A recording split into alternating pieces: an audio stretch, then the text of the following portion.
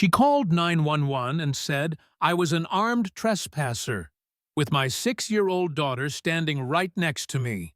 Said I was squatting on her land. What she didn't know, I built security systems for a living, and I came prepared for war. When I moved into that cabin on the edge of Silver Hollow Ridge, I wasn't looking for trouble. Just quiet, space, a new life for me and Lena. She was asleep in the front seat, clutching her stuffed bunny when we crossed the gravel drive. Our last stop. A house I'd bought outright. Clean title, county verified. But the moment we pulled up, I felt it. That chill you get before a storm. First came the Lexus, black, spotless, SMA. Out stepped Deborah Langston, president of the HOA. Beige vest, sunglasses the size of dinner plates, lips pinched like she just swallowed vinegar.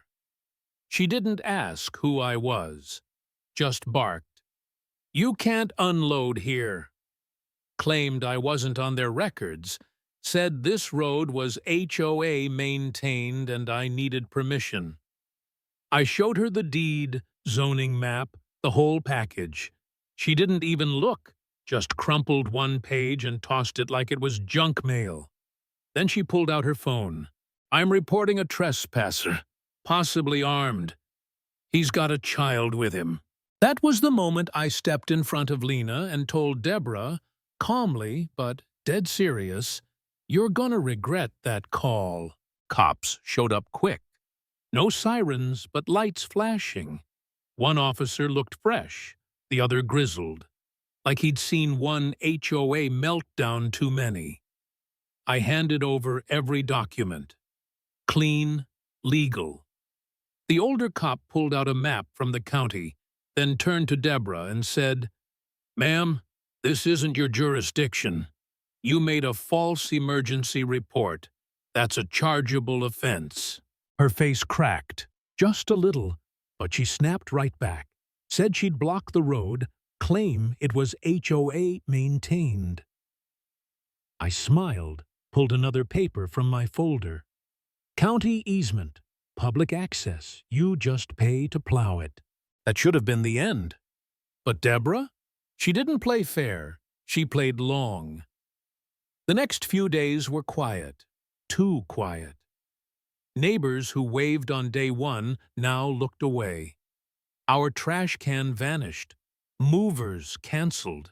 School security called me down because someone reported concerns about my custody.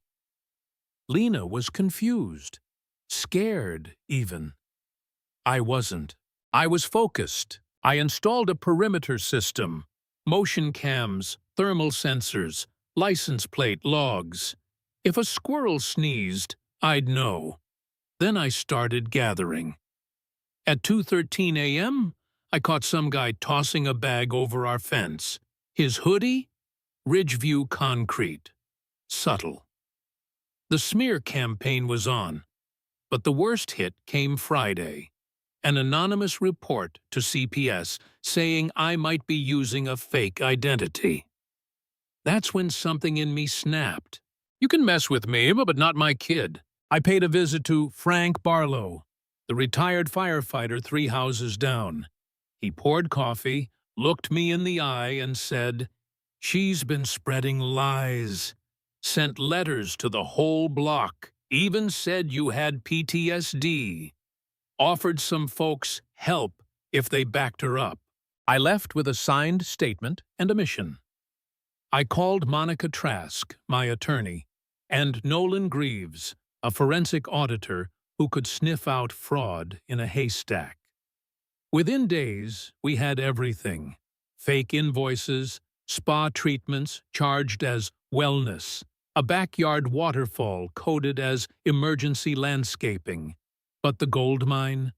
An altered zoning map that falsely placed my house inside HOA boundaries. Document fraud. Then came the real twist. An email from someone called Wrenhouse 13. Turned out it was Dana Shaw, Deborah's own treasurer. She sent video proof of Deborah editing that map herself. Metadata, IP address, timestamps. We had her. We filed everything. Legal complaints, criminal affidavits.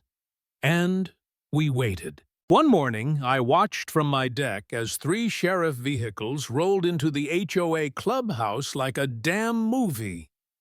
Deputies went straight to Deborah's office, found a drawer labeled Archives, and, wouldn't you know it, the key was taped to the underside of her desk. Classic. They found everything.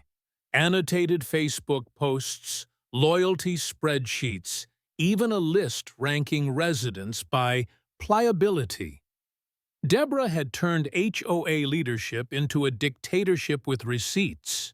When court day came, she walked in flanked by 2 lawyers, all pearls and power vest, but her eyes? They were tired, hollow. My lawyer laid it all out. False reports, defamation, fraud. We played audio of Deborah's voice. If we can get Barlow to flip, others will follow. Maybe nudge his pension paperwork along. Even the judge raised an eyebrow. That's manipulation, he said flatly. My turn came. I told the truth. No drama, no rage, just facts. About Lena, the trash, the school, the sleepless nights. The evidence folder was thick. There was no cross-examination, no defense left. The verdict? Deborah was stripped of her title, fined, and hit with criminal charges. Then, right before she could slink away, 2 deputies stepped forward. One took her arm. The other read the charges. Document forgery, harassment, misuse of emergency services. No handcuffs, just silence, as the Queen of Silver Hollow Ridge was walked straight out the back door. So, was that justice or just revenge?